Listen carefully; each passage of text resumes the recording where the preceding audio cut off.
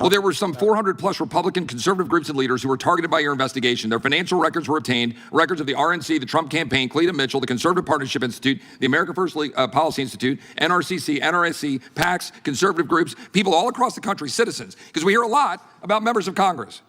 And we should, because of separation of powers and the egregious abuse of power. But what we're not talking about enough, in my opinion, are the American citizens that have been targeted. Because frankly, are there any limits to the power of a special prosecutor or special counsel? So much so in your abuse of power that in the summer of 2024, the indictment involving classified documents was dismissed after determining your appointment violated the Appointments Clause of the Constitution, but you continued to sign your name on court filings until the time you resigned from office in January of 2025. A federal judge just recently stated a prosecutor who continues to sign his name in court filings after a disqualification order should face disciplinary action. Texas Congressman Chip Roy sharply challenged Special Counsel Jack Smith over a sweeping investigation that reached deep into Congress, conservative organizations, and private citizens, raising alarms about power, privacy, and constitutional limits. How many members of Congress or the Senate did you subpoena phone toll records? As I sit here right now, I do not recall a specific number. Is this the complete list right here?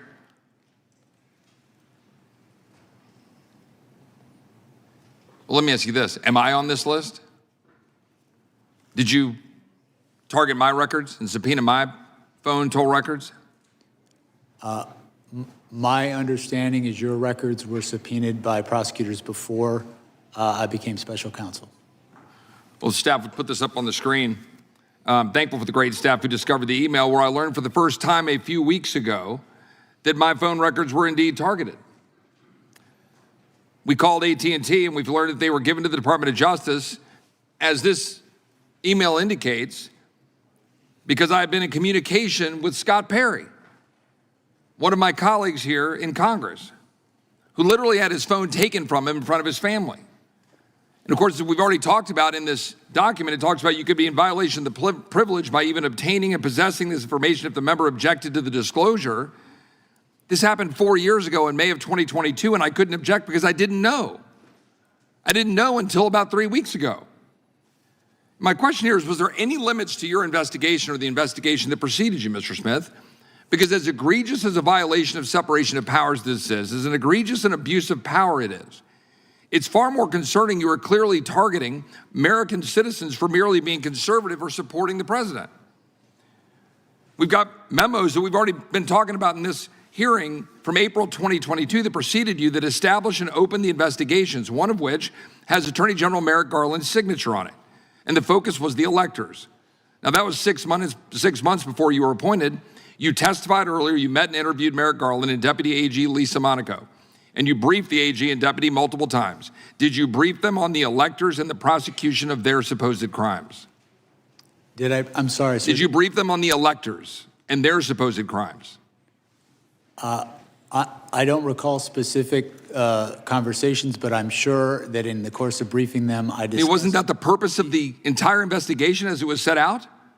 Because putting aside that in 1960, it was already talked about, my friend, Mr. Tiffany, that Hawaii put forward an alternate slate of electors, the investigation pivoted to President Trump and, frankly, anybody who knew him. Do you know who Cleta Mitchell is? Yes, I do. She's an election lawyer that was involved in filing an election contest on behalf of President Trump in Georgia in December of 2020. A 64-page complaint with over 1,100 pages of exhibits, witness affidavits, and expert witness reports documenting thousands of votes cast in violation of Georgia law, but which were nevertheless included in the vote totals. Now, notwithstanding the disposition of the cases that was filed, is that a criminal act? Filing an election contest on behalf of a candidate for office, a client. Is that a criminal act, yes or no? No, in fact, we stated. So why did you deem it appropriate to monitor Cleta Mitchell's long-distance phone records in 2023, 2.5 years after the election contest was filed and after the presidential electors were certified? What about Jen Ellis? What about Sidney Powell? What about Bill Sepien? What crime did you suspect had been committed by them that would warrant monitoring their phone records 2.5 years after the 2020 election was certified?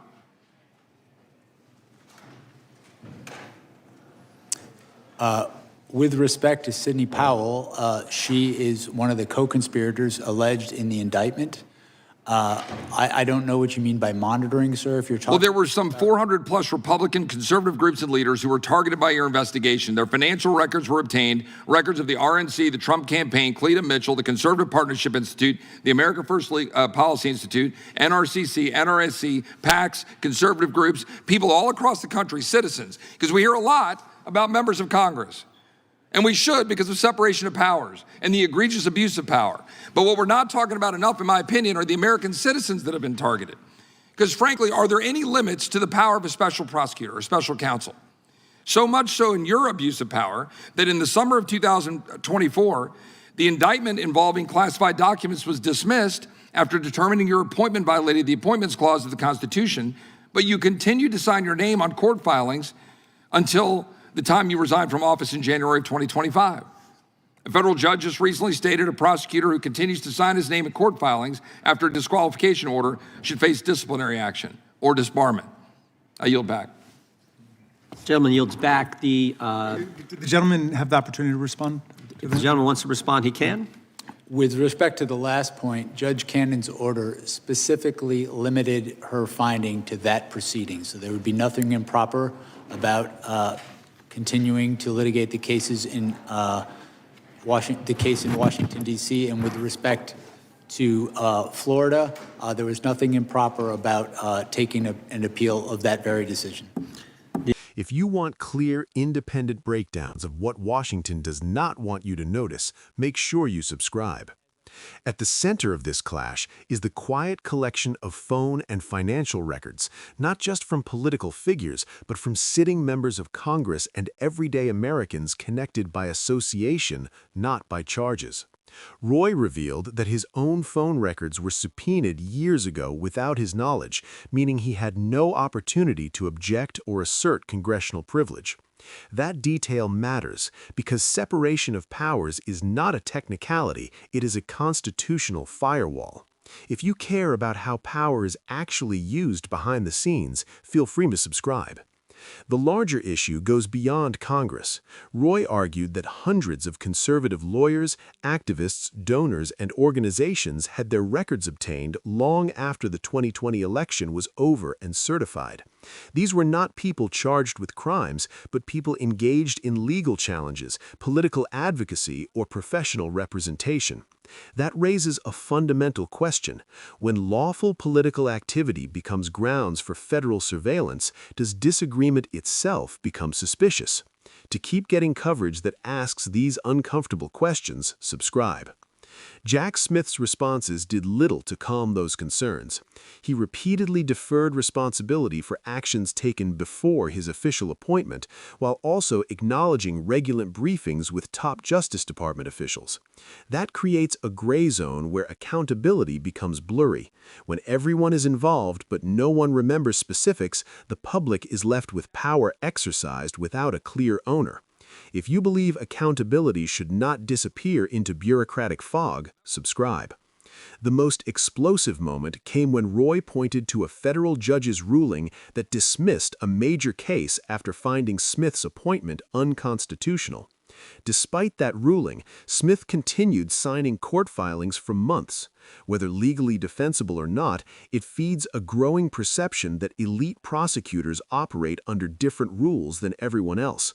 In a system built on equal justice, perception eventually becomes reality. If you want ongoing analysis that cuts through legal spin, subscribe. Here is the uncomfortable truth.